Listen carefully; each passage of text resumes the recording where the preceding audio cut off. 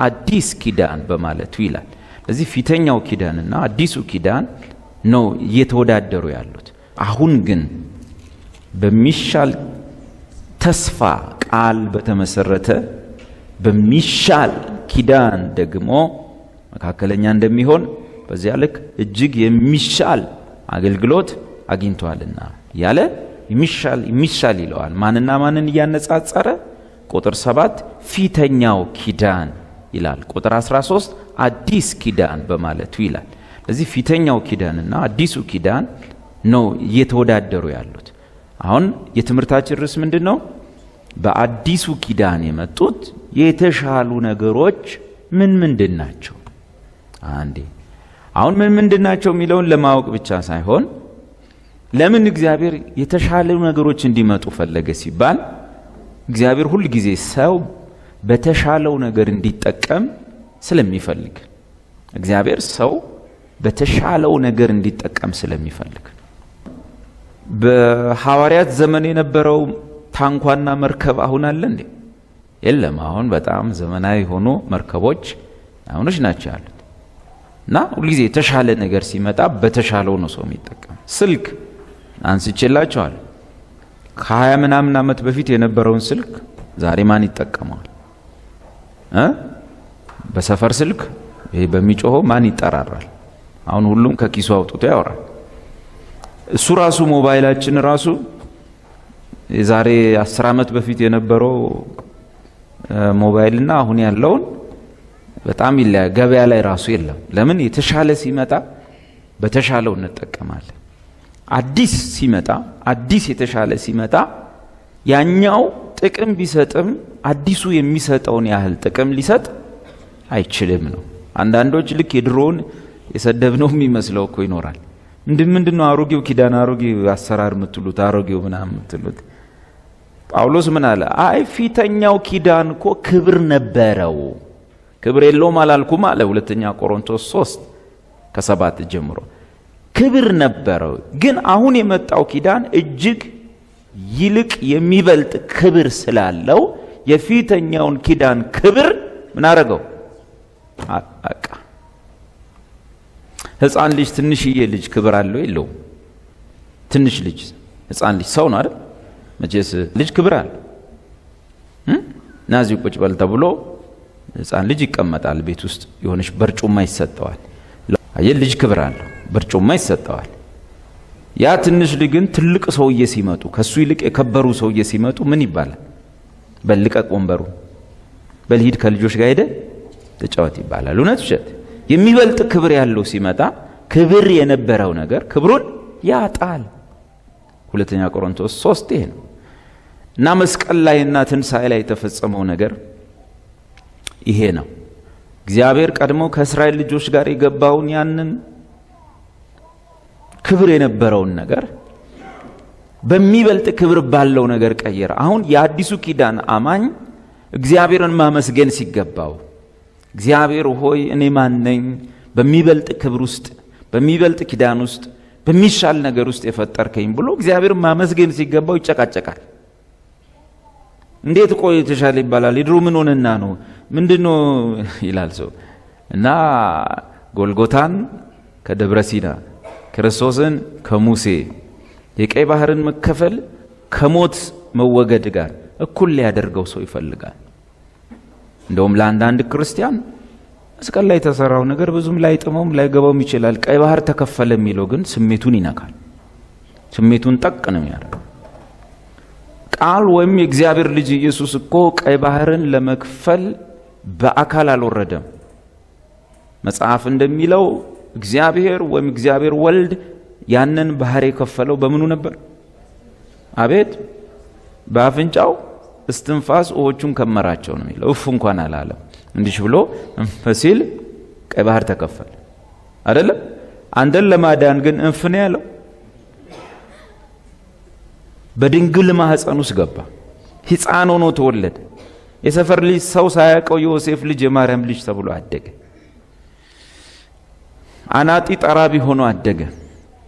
በዓለሙ ላይ ነበረ። ዓለሙ ግን አላወቀውም ነበር። ነገር ግን ዓለሙ ሁሉ በእርሱ ተፈጥሮ ነበረ።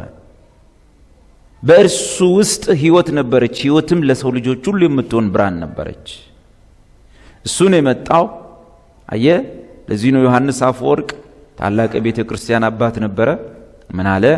እግዚአብሔር ዓለምን ከፈጠረበት ጥበቡ ይልቅ ዓለምን ያዳነበት ጥበቡ እጅግ ካምሮ በላይ ነው፣ ሚስጥር ነው፣ ይበልጣል። አገኘ ነው። እግዚአብሔር ሆይ እርዳን፣ አይናችንን ክፈት እና እንድንገረምብህ እንድንደነቅብህ እርዳን። ማለት በኢየሱስ ጉዳይ የተደረጉ በኢየሱስ የተሰሩ ነገሮች ሁሉ ስሜት እንዲሰጡን እርዳን፣ እንዲነኩን እርዳን፣ እንድንደሰትባቸው፣ እንድንደነቅባቸው፣ እንድንዘምርባቸው እርዳን። በኢየሱስ ስም አሜን። የተሻሉቱ ነገሮቹ ለምንድን ነው የምንማማረው? እንግዲህ የተሻሉ ነገሮች የሚል ትምህርት ተምር ያለው ብለን ግራ ከገባው ጴንጤ ጋር ለመጨቃጨቅ ነው ወይስ ለመጠቀም? ለመጠቀም። ስንዘምር፣ ስንጸልይ፣ ስናመልክ፣ ሰውን ስናይ፣ ነገር ስንተረጉም ሁሉ በተሻለው ውስጥ ሆነን እንድናይ። ኮምፕሊትሊ ይሄ ነው የሚቀየረው። ይህን መቀየር መጽሐፉ ምን ይላል? አዲሱ ሰውነት ከእግዚአብሔር የተካፈልነው ከእግዚአብሔርም የተወለደው አዲሱ ሰውነታችን የሚለወጠው በምንድን ነው ይላል? አቤት! እውቀትን በማግኘት የሚታደስ ሪኒውድ የሚሆን ሪፍሬሽ የሚያደርግ የሚታደሰውን ምን በማግኘት? አቤት! እውቀትን በማግኘት ምንን ለመምሰል? የፈጠረውን መልክ ለመምሰል። የፈጠረውን ለመምሰል በእውቀት አየ። እግዚአብሔር በዚህ ዘመን የሚያስበውን ሐሳብ ለማግኘት ወይም ለመምሰል በምን ብቻ ነው የምትታደሰው? አዲሱ ሰው በምን እንደሚታደሰው? በእውቀት። የፈጠረውን ምሳሌ እንዲመስል በእውቀት የሚታደሰውን አዲሱን ሰው ለብሳችሁታል አለ ጳውሎስ። ስለዚህ ሕፃናት አትሁኑ። በእውቀት ነው የሚታደሰው ምኑ? አዲሱ ሰውነታችን። ማንን ለመምሰል? የፈጠረውን ለመምሰል። ምን ማለት ነው? ፈጣሪ በዚህ ኪዳን የሚያስበውን፣ የሚያየውን፣ የሚተረጉመውን ነገሮች የሚመለከትበትን ነገር ለመረዳት ማለት ነው። ለዛ ነው የምንማማረው። ዝም ብለን ጴንጤ እንዳንሆን ነው የምንማማረው። ዝም ብሎ እድሜያችን እንዳይቆጥር ነው የምንማማረው። ዝም ብሎ ዘመናችን እንዳያልቅ እየጮህን አትሰማም ወይ ውረድ ወይ ፍረድ እያልን እግዚአብሔር አለ የለም እንደ እያልን እንዳንኖር ነው የምንማማረው። ሌላው ከጉዳት ይጠብቀናል ትምህርቱን ማወቃችን። ይህንን እውቀት ማግኘታችን ከጉዳት ማለት አንዳንዴ ባልተፈቀደልህ ነገር መጠቀም ጉዳትም ቅጣትም አለው። በአዲሱና በተሻለው ነገር ስትጠቀም ትስተናገዳለህ። በአሮጌው ነገር ልጠቀም አዲሱን ካልክ ልትቀጣ ትችላለህ። ሳምንት አውርቻለሁ። በቅርብ ጊዜ ብራችን ተቀየረ፣ በአዲስ ብር ተቀየረ። የድሮም መቶ አለው ያሁንም መቶ አለው። ከለር ነው የለየው ምናምን ትንሽ ነገር ነው ግን በቃ የድሮም ላይ ምን የሚል አለ? ላምጪው እንዲከፈል ሕግ ያስገድዳል ይላል። ማለት ኤክስቼንጅ ማድረግ ይቻላል ይላል። ላው ላይ የባንኩ ገዢ ፊርማ አለ የድሮም ላይ። አሁን አዲስ ብር አምጥቻለሁ ብሎ መንግስት ለቀቀው። ምንድነው ይሄው የድሮ? በቀደም እንደውም ኮቴ ውስጥ ማን ተሳስቶ እንደሆነ አላቅም፣ ቤት ውስጥ ማለት ነው ቤት ውስጥ ያለው መታወቂያና የድሮ 10 ብር 50 ብር አገኘው። ግን ምንም ማድረግ አልችልም። ዝርዝሩ ጊዜ አልፎበታል። ምንም ማድረግ አልችልም። እላው ላይ ግን ምን ይላል መሰላችሁ? ላምጪው እንዲከፈል ሕግ ያስገድዳል ይላል። ማለት ኤክስቼንጅ ማድረግ መገበያየት ምናምን ትችላለህ ይላል። የገዢውን ፊርማ አለ እላው ላይ ሳነብ የሚለው ምንድን ነው እንግዲህ? የኢትዮጵያ መንግስት ህጋዊ ገንዘብ ይላል። የድሮ ብር ጽሑፉ አልለቀቀም እስካሁን። የኢትዮጵያ መንግስት ህጋዊ ገንዘብ ግን ኦኬ፣ ይሄ ሁሉ መረጃ አለው ብዬ ገበያ በወርድ ልሸምት ብሄድ ወይ ለመነዝር ባንክ ብገባ የምን መንግስት ነው ብያለው? ጆሮዬን የሚይዘው አቤት የቻይና መንግስት ነው የሚይዘኝ? የራሻ ነው? ራሱ የኢትዮጵያ መንግስት። የኢትዮጵያ መንግስት ጆሮን ይዞ ማታ በቲቪ ታዩኛላችሁ። እውነት ሸት ለምን? አዲስ ብር መጥቷል በዚህ ተጠቀም አለኝ። እንዴ ላው ላይ የድሮም እኮ የኢትዮጵያ ነው የሚለው አንዳንዱ። እግዚአብሔር አዲስ ነገር አምጥቷል በተሻለው እንዴ ያስ እግዚአብሔር ጆሮንም ይዘው ማን ነው? አቤት እግዚአብሔር ምን የማይገባው ነው? አዲስ አመጣውል በተሻለው አትጠቀምም ወይ? በመንፈስ ዓለም ላይ ስንቴ ስክሪን ላይ ተወጣል። በድሮ ሲጠቀም የተገኘ ፓስተር ወንጌላዊ ጆሮ ተይዞ ማለት። ኦሪቱን እንኳን ብሉይን እንኳን እንዴት ነው መጠቀም ያለብን? ኢየሱስና ሐዋርያት እንደተጠቀሙት፣ አይሁድ እንደተጠቀሙት አንድ ክርስቲያን ኦሪቱን ሲጠቀም ስናይ እናዝናለን። አይሁዶች እንዴት ነበር የሚጠቀሙት? ቃል በቃል ሊተራሊ ኦሪቱን ብሉይን እንደወረደ ጎበዝ እኮ አንባቢ ናቸው። ኢየሱስ መጥቶ ምን አላቸው? 39ኙንም ጥቅልል መጽሐፍ ተርትረው መቅደስ ውስጥ ምኩራብ ውስጥ ማንበቢያ ውስጥ በቃ እላዩ ላይ ተደፍተው ቀኑን ሙሉ ጭንቅላት እንዲያወዛውዙ ያነባሉ። እግዚአብሔርም ለነቢዩ ለኢሳይያስ እንደዚህ አለው፣ እግዚአብሔርም ሙሴን እንዲህ አለው ይገልጣል። ኢየሱስ መጥቶ ምን አላቸው? እናንተ በእነዚህ መጽሐፍት ይኸው እነዚህ ናቸው። እዚህ መጽሐፍ 39 እነዚህ ያኔ በጥቅልል ነው እንዲህ በወረቀት አይደለም። እነዚህ ማለት ቆጭ በቃ በቃል እኮ ነው የሚችሉ። እናንተ በእነዚህ መጽሐፍት ሕይወት የምታገኙ መስሏችሁ እነርሱን ትመረምራላችሁ። እነርሱ ሁሉ ግን የሚያወሩት ስለማን ነው? ስለ እኔ ነው የሚመሰክሩት። ኦኬ ኢየሱስ ምን ብሎናል? እነዚህ ሁሉ መጽሐፍት የሚያወሩት ስለማን ነው? ስለ ኢየሱስ ክርስቶስ ነው በሙሉ። እግዚአብሔር ሌላ ሐሳብ፣ ሌላ አጀንዳ፣ ሌላ ትርክት፣ ሌላ ወሬ የለው። እግዚአብሔር ማን ይሙት አብርሃም የሚባል አንድ ሰውዬ ነበረ፣ ሴቶች አገባ፣ ልጆች ወለደ እያለ ስለ ሰውዬ ማውራት ፕሮግራም ነው ያለው። በዛ ዘመን ምን ማአት ሴቶች ያገቡ ማአት የወለዱ ብዙ ሰዎች አሉ አይደለም? የዚህ ሰውዬ ታሪክ ሰውየው ተጎትቶ ወጥቶ ለምን ተጻፈ እዚህ ውስጥ? ከሱ ሰውዬ ጋር ስለማን እግዚአብሔር አውርቷል? ስለ ኢየሱስ ክርስቶስ። ዘር አለ ካንተ የሚመጣ እሱ አሕዛብን ሁሉ ይባርካቸዋል። አየ አብርሃም ከጎረቤቶቹ አባወራዎች የተለየበት ምንም ምክንያት የለውም። ተለይቶ እዚህ ውስጥ የተጻፈው ከነዛ ሁሉ አባወራ የአብርሃም ጓደኞች መሃል እግዚአብሔር ለአብርሃም ምን ስለገባለት ነው? ተስፋና ቃል ስለገባለት ነው። ስለማን? ስለ ኢየሱስ። እግዚአብሔር ስለ ሰዎች የማውራት ጎልያድ የሚባል ግብዳ ሰውዬ ዳዊት የሚባል ጩጬ ገደለው ወይም ጣለው። በቃ ይሄን በሚያክል የአምላክ መጽሐፍ ውስጥ ይሄን መገዳደል ነው እግዚአብሔር በቃ እግዚአብሔር ሊጽፍ ይፈልገው። ይሄን የመሰለ የአምላክ መጽሐፍ ብቸኛ መጽሐፍ ከዚህ ውጪ ሌላ የአምላክ መጽሐፍ የሌለ እዚህ ውስጥ አንድ ልጅ አንድ ገደለ ነው የእግዚአብሔር ሐሳብ። አያችሁ ኢየሱስ ምን አለ? ስለዚህ አለ እነዚህ ሁሉ የሚመሰክሩት ስለኔ ነው። እናንተ ግን እነዚህን አንባቸው ወደ እኔ እዚህ ውስጥ እኔ ነኝ ያለሁት ወደ እኔ ልትመጡ አልቻላችሁምና እነዚህ ቃሎች ራሱ የሏችሁም። እነዚህን ብታነቡና እኔን ብታገኙ ግን ምን ይሆንላችሁ ነበር? ሕይወት ይሆንላችሁ ነበር። አይሁዶች እንዴት ነው የሚያነቡት? እንደወረደ ዳዊት ጎልያድን ገደለ፣ ኢያሪኮ ሲጮህ ወደቀ። ከዛ ጴንጤው እዚህ መጣና የሚወድቅ ነገር አለ እንጩህ ይላል። አየ እንደወረደ ስታነብ የአይሁድ የንባብ ዘዴ 7 ጊዜ ጮሁ እየዞሩ ኢያሪኮ ተናዳ። አሁን 7 ትጮሃለህ። የአይሁድ የንባብ ዘዴ በየትኛውም መንገድ እግዚአብሔር ሰዎች ጮሆ ቅጥር ፈረሰ የሚል ታሪክ ሳይሆን የሚያወራው በዛ የሰዎች ጮሆት ውስጥና በቅጥር መፍረስ ውስጥ በቀይ ደም ምክንያት ስለተረፈች ጋለሞታ ሴት ነው ወሬው። በኢየሱስ አምና ስለዳነች በእምነት ገና እቺ ሴትዮ እኮ በኢየሱስ አምና እንደተረፈች ዕብራውያን መጽሐፍ በአዲስ ኪዳን ጻፈ። ጋለሞታይቱ ረዓብ በእምነት ከዛ ጥፋት ድናለችና የእሷን ከእምነት ሰዎቹ ዘርዝሮ እነዚህ ሁሉ እሷን ጨምሮ ኢየሱስን ከሩቅ አይተው ሰላም አሉት። አየህ እግዚአብሔር የሆነ ሴትየው ጋለሞታ ነው።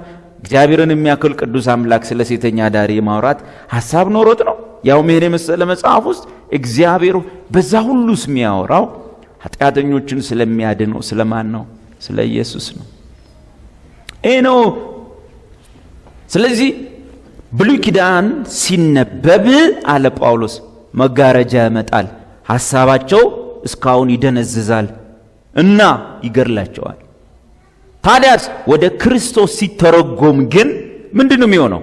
ሕይወትን ይሰጣል። መጽሐፍት ሁሉ ስለማን ያወራሉ? ስለ ክርስቶስ ያወራሉ። አንባ ክርስቶስን እዛ ውስጥ ማግኘት ካቃት ያዕቆብ ማታ ታገለ፣ ተደባደበ፣ ምናምን ፈልገዋ እዛ ውስጥ ክርስቶስን ፈልገው። ክርስቶስን ካጣኸው የአንድ ሰውዬ ታሪክ አነበነ የተኛው የአንድ ሰውዬ ታሪክ አነበተኛ ማለት እባብ ገባ፣ ሴትዮዋን አታለላት፣ አዳም ተታለለ፣ ተባረሩ። ወይ ተባረሩ። ያነበብከው ስለ እባብና ስለ ሁለት ሰዎች ነው። ልጆች አቤት አንድ ሰውዬና አንድ ሴትዮ ነበሩ። እሺ እባብ ነበር ብለ እንዳወራህ ነው የሚቆጠረው። እግዚአብሔር ግን እዛው ጳውሎስ ምናል አዳም የክርስቶስ አምሳሉ ነው አይደል ሚላ እንቅልፍ ጣለበት። ታውቁታላችሁ፣ ይሄን አልተረጎምላችሁ። ኢየሱስም 3 ቀን ሙሉ በመቃብር አደረ። አዳም ሲነሳ ሴትዮዋን አገኘ። ክርስቶስ ሲነሳ ቤተ ክርስቲያን እሱ ሆነች። አዳም አጥንቷ ከአጥንቴ ስጋዋ ከስጋ ያለ ክርስቶስ ተነሳና ጳውሎስ ምናል እኛም የሱ አጥንትና ስጋ ሆነ እንጂ ስለሆኑ ጫካው ስላሉ ሰዎች አውርተ ከተኛ ማታ ራሱ እባቡ ይመጣባል።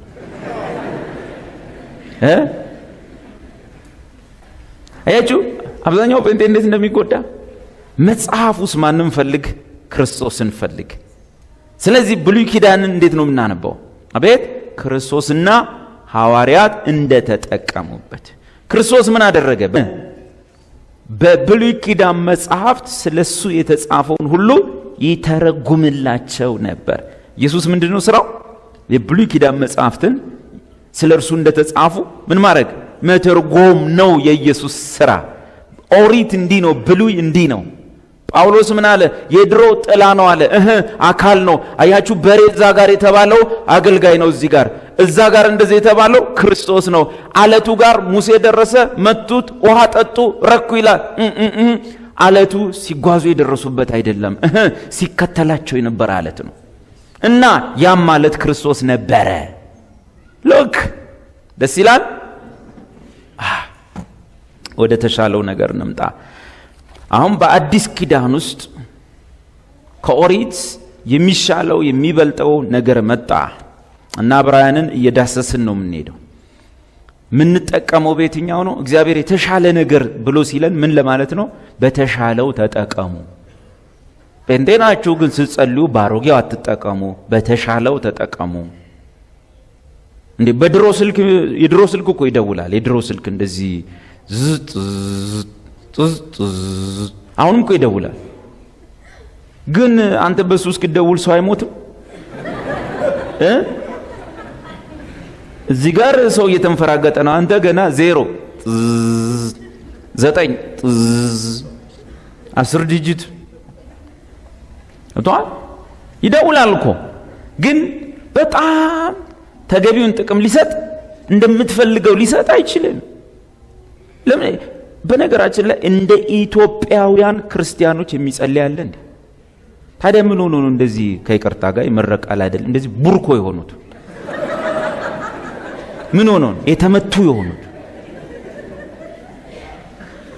ምን ሆኖ ነው ፊታቸው ማይፈታው አቀርቅረው የሚኖሩት ተሳቀው የሚኖሩት ሲባል ይሉታል።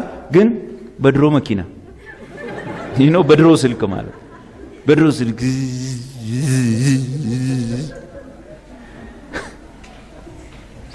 ስልክ አጠቃቀሙን የሚያፈጥነው ሞር ጥቅም የሚሰጠው ሞር ግንኙነቱን የሚያፈጥነው ሞር ብዙ ነገር የምትጠቀመው በአዲሱ ነው። በአዲሱ ከሆነ ብዙ ቀስቃሽም ምንም አያስፈልግ። ኢቭን አምልኮ ላይ እንኳን እኮ አምልኮ ላይ ኦሪታዊ ሐሳቦች ውስጥ ስለሆነ ያለነው እግዚአብሔር ጋር ገና ለመቅረብ ተሞክረን እኮ ነው። ተሞክረን አይደል ግኖች? እስቲ ያሰላሰላችሁ ሳምንቱን ሙሉ ምናምን የት ነበራችሁ? እሱንም ጎበዝ አስመላኪ ካለ ጎበዝ አጸላይ ካለ ገና ሟሙቆ እንደዚህ ነው እንደዚህ። የድሮ ላንድ ሮቨር ታውቃላችሁ?